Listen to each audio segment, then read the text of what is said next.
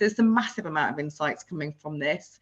In terms of actual sort of figures, we measure things like net promoter scores. So we have an average NPS score of around 73, which, as we all know, is pretty great. And a big one for me is that 41% of people we actually go on to hire actually have used the platform once or more than once. And that's a really big figure to say that this is actually supporting employees to apply to us and attracting them into us and being successful in getting a role with us.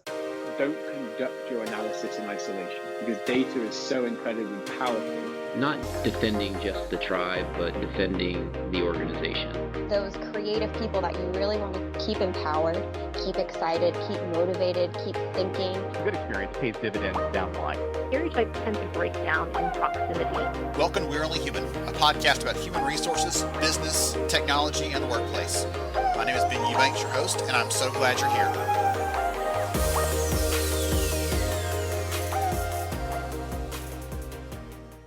Hey everyone, it's Ben Eubanks, host of We're Only Human, and I'm so glad you're here with us for another amazing conversation with one of the talent and HR leaders that we get to talk to on a regular basis. Today, I'm so excited to have Lisa here with me from Coca Cola Europacific Partners. We had a chance last year to meet, doing a webinar together jointly, and I was so excited to hear her share some of the stories, some of the things that they are doing when it comes to interacting with and supporting the candidates that are looking for work at the company.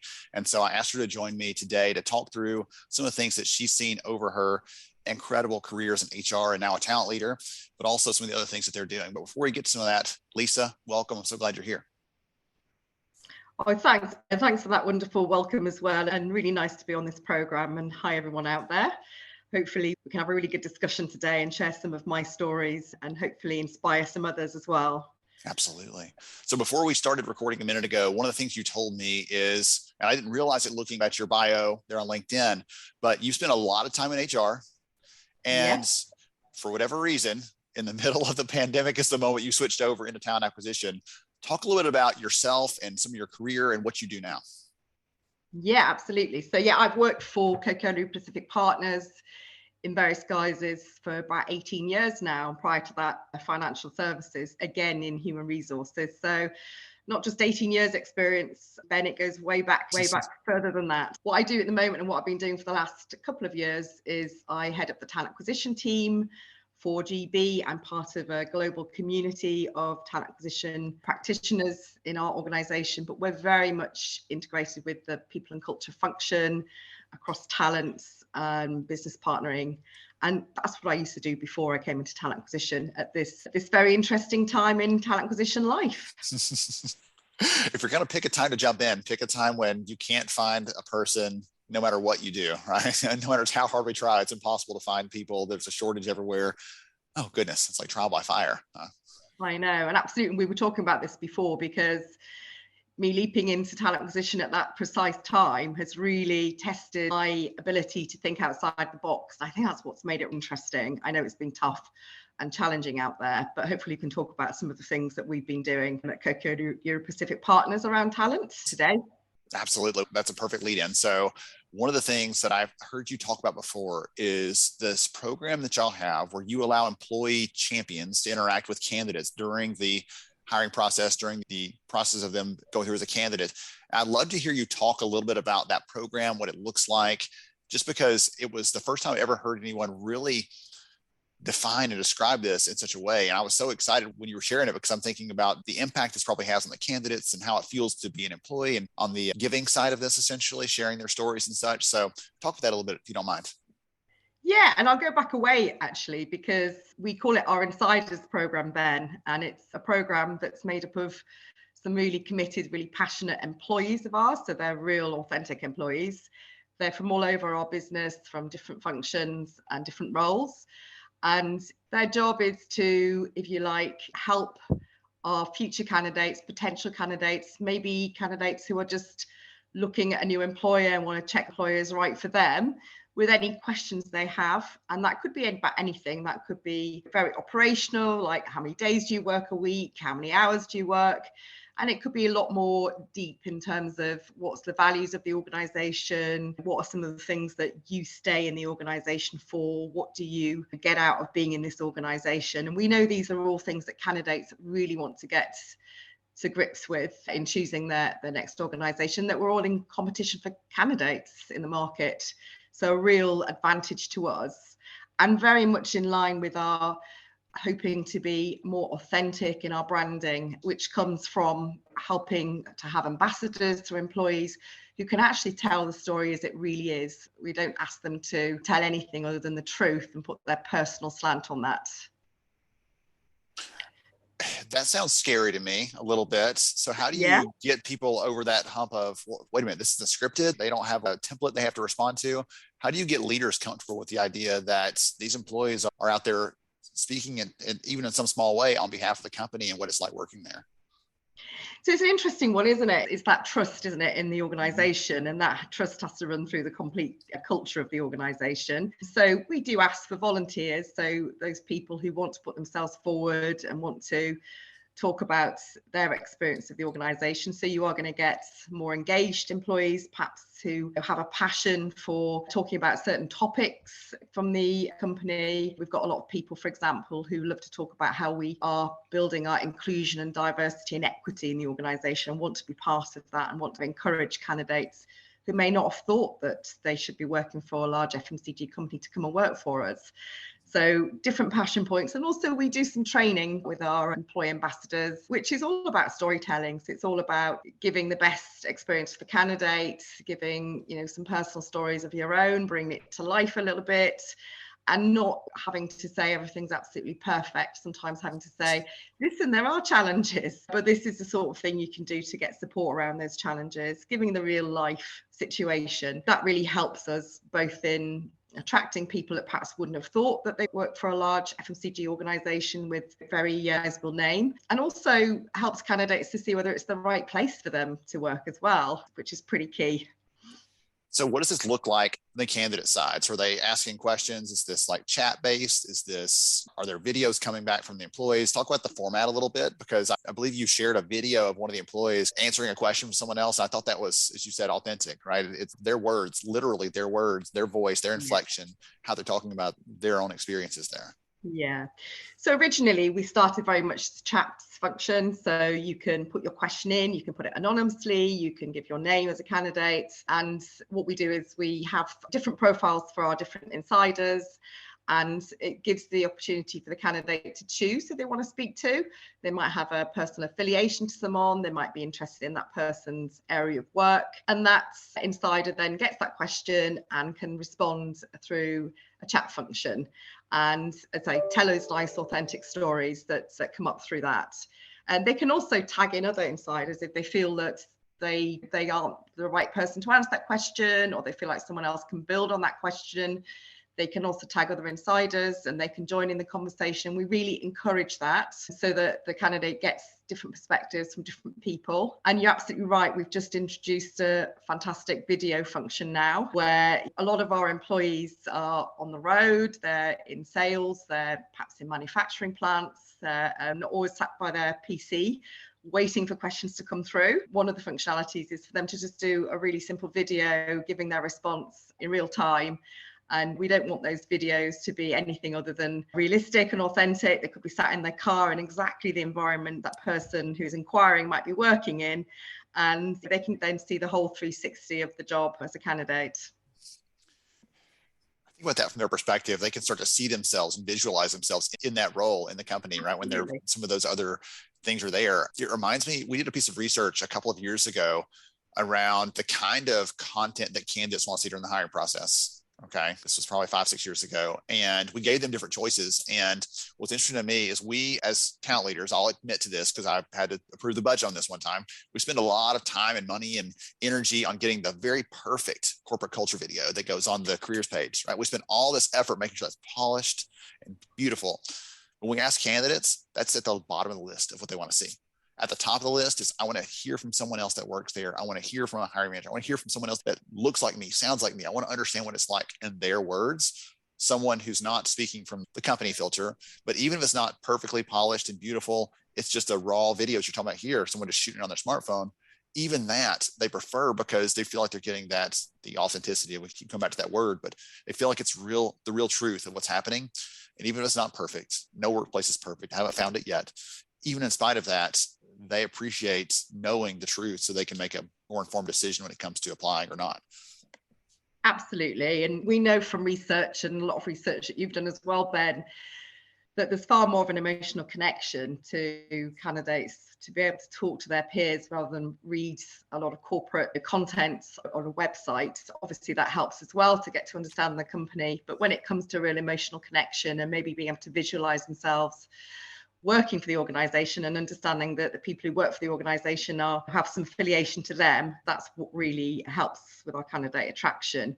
And like I say, also helping candidates to see whether it's the right place for them, because it's a two-way process, this whole hiring process. Absolutely. I didn't think about that, but that was one of the reasons we saw in our data last year around ghosting. Candidates told us the reason that they apply and then kind of disappear is because they find out, hey, this really wasn't the company for me or the job for me. And so sharing those things with them on the very front end helps make sure you don't get two conversations deep and they find out, oh, wait a minute, that's not what I thought it was, I'm out. So you're helping earlier on to save and help them screen themselves out and self-select out of the process. And like, oh, wait, that's the kind of environment they're working in, not really a fit for me. That saves everybody some effort in this.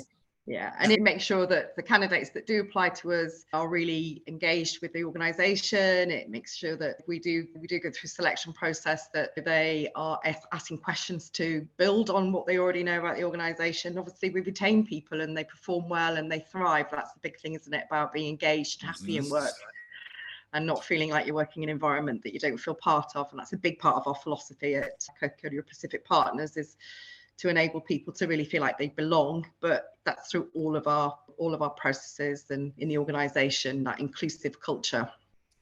Absolutely. So you've talked about some of these different results kind of anecdotally, like we see people that appreciate the authenticity there. Candidates are more satisfied in general, right? But I've actually seen some of the numbers and the metrics you've shared previously. I'd love to hear from you some of those numbers. I think the leaders listening in are like, okay, this sounds interesting, but what's the real impact there? So share those if you don't mind.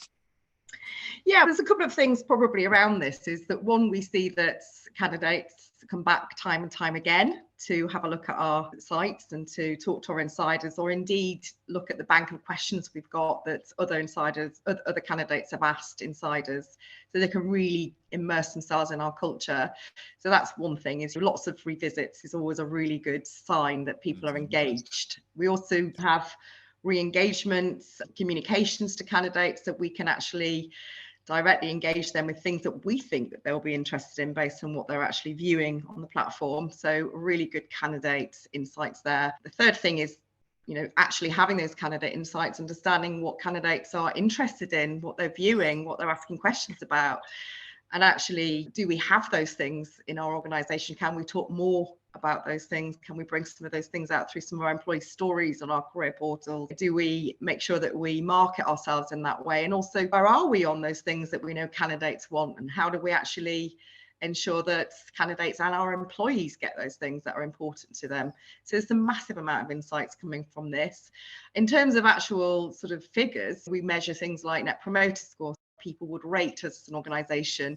Does that actually increase with their interactions with our insiders platform? And it does. We have an average NPS score of around 73, which, as we all know, is pretty great. So NPS score, meaning Net Promoter Score, how more positive do you feel about this organization? Has it actually improved the reputation of this organization? And a big one for me is that 41% of people we actually go on to hire actually have used the platform once or more than once, and that's a really big figure to say that this is actually supporting employees to apply to us and attracting them into us and being successful in getting a role with us because of all the research they've done. Yes, they become a more informed candidate. I mean, think about that perspective of it, but they know what they're getting into. They're ready to possibly hit the ground running, even more so than someone who comes in cold without that sort of prep. And the other thing we do is, which is really interesting, and I think something we should probably be doing more of, and I'm sure many companies are doing more of this sort of direct marketing, is we have our insiders hold live chats, not just through the platform, but also we market live chats where we can put out there to say, if you want to speak to someone who's in our field sales teams, if that's something that's really interesting to you as a role, please come along, please get on the live chats and you can talk to people directly. And of course, we have multiple chats then. People come onto the platform and the potential candidates ask questions of the sales people directly if that's what the live chat is about. And that gives us far more information of people coming through to our processes, that they know the roles, they've asked the questions, really started to visualize themselves in the roles, which helps us considerably, not just attracting people, but also making sure it's the right job for people and that they're really prepared when they come through to interview. Yeah. It's like an AMA, ask me anything kind of session where people ask me anything session, yeah. And you get all sorts of things. Again, you get the very operational right through to the real value driven. What's the philosophy on this? What do you do around development? What's all of the things that we know candidates are interested in joining a new organization. That's one of the things you said a minute ago that I want to come back to really quickly for everybody listening into this, because that's something I think that's especially important. These conversations that we're talking about are happening already, right? Either the candidate doesn't ask them at all, they're happening in their head, or they're having a conversation with a hiring manager or recruiter one-on-one, and that disappears into the ether. And we can't track it. We don't understand it. We can't report on it. We don't know what questions come up over and over again, because we don't have that sort of clarity across the board. And what I love about what you're talking about here is we can see, hey, we've had 12 candidates in the last 2 weeks ask about our policy on this. Is there something that's changed? Or what's going on right now where that's a big priority? Do we need to make sure we have something on the careers page that talks about that to address their issue right up front? Or how else do the hiring managers need to be trained to address this, or whatever else, right? So you start to see what those themes are and can pick up on those and respond to those, versus having to recreate the wheel all over again every time when a hiring manager gets asked that question. Like, oh, what is our philosophy on this thing? Whatever else is happening, if you're able to actually keep track of that stuff, I think that's a really good call out there. For us in talent acquisition, we know that understanding the market, understanding our candidates has got to be one of the biggest things for us to focus on in terms of engaging candidates, but also in terms of making sure that we retain employees and they're happy, engaged employees. Yeah, absolutely. It's a full life cycle, isn't it? We can see what people are viewing. We can see what they're interested in. We can see what questions are coming up. We also have employee generated content, or what we call our employee stories as well on our website. And we can adapt and adjust quite quickly what we're actually talking about on our websites and what we're actually asking employees to tell stories about, those authentic stories we're talking about. So it really is a complete life cycle that supports that insights you just wouldn't get ordinarily. So we've talked all through this program, and I think for probably many of you listening in are like I was when you heard this, because it just unlocks all these ideas. You start thinking about what this is like and how this would inform your processes, everything else. So that's been so wonderful. I want to take a step back a little bit and ask you a question just more broadly, right? You've been in this for a couple of years now in the TA world. You've been in HR for quite some time. I think you said you're nearing that 20 plus range where you stop counting after that, right? So you've been in the field for quite a while. So what advice, what recommendations would you have? I think we've talked about some important themes in the conversations. You may want to double down on one of those. Hey, just be authentic, be yourself. Don't be afraid to let your people speak up. Or it could be something else we haven't talked about yet. But I'd love to hear from you if you have a piece of advice or recommendation for your peers who are in the space who are also doing the good work that you're doing.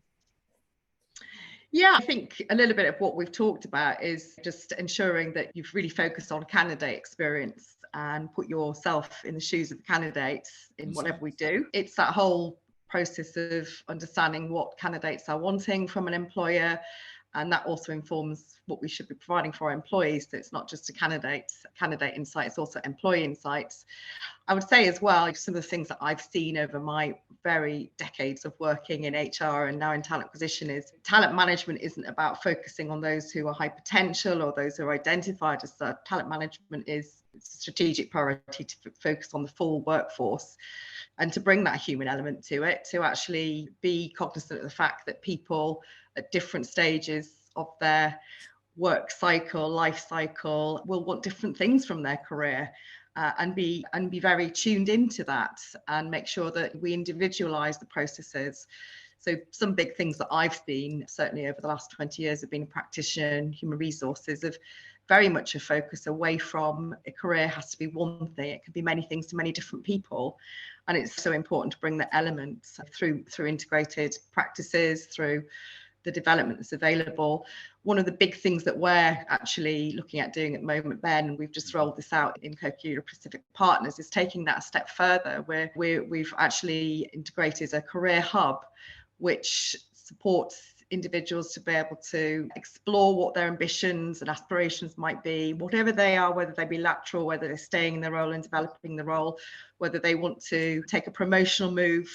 and very much try and match their expectations to what is available in our organisation. So suggest particular career options for them. It might not even be in the same function. We're very much looking at skills-based talent management now. So what can you transfer from one job to another through networks and suggesting networks to them, and also through development programs. So really enabling what we talk about a lot, enabling that person to take charge of their own career, but giving them the tools to do that. And that's really exciting for me, and certainly from a talent acquisition point of view as well, because what that means is we also get to understand what the internal talent is, right? And we can also do we're far more integrated in being able to search for the talent that we need within an organization, and look at it far more from a skills-based rather than a role-based talent management. Excellent. I'm going to, for the audience out there, if you missed episode 151 with Kelby Tansey from Southwest Airlines, some of that stuff that you're talking about there, Lisa, at the end around how do we make these sort of opportunities? We're making it very visible outside. How to make sure it's visible inside too to our other people. That episode is all about that. So for those of you listening in, I'll make sure that's in the show notes as well. And speaking of the show notes, Lisa, if you're okay with it, I'd love to grab your LinkedIn link and throw that in the show notes so people can follow you, can just stay up to date on you, if that's okay with you after the episode. That's absolutely fine, Ben. Yeah. I'd love to hear from people, and obviously keep learning, because there's so much going on, right? We don't stand still. Yes, absolutely. Oh, goodness. This has been so much fun. I've learned a lot. Even though I've heard you share some of these things, I still learned a lot from this conversation. I know the audience has enjoyed it as well. Lisa, thank you so much for being generous with your time. I really appreciate it. Thanks, Ben. Absolutely. To everybody else out there, take good notes. As always, put these things into practice, and we'll catch you again next time on We're Only Human. Thank you so much for joining me on the show today. I'm honored to have you as a listener. If you enjoyed this episode, please take 10 seconds to rate it at iTunes, Stitcher, or wherever you listen to your podcast. Also, if you know a friend that could benefit from today's conversation, please pass it their way. After all, a rising tide lifts all ships. To see show notes, sponsor information, and our full show archives, visit onlyhumanshow.com.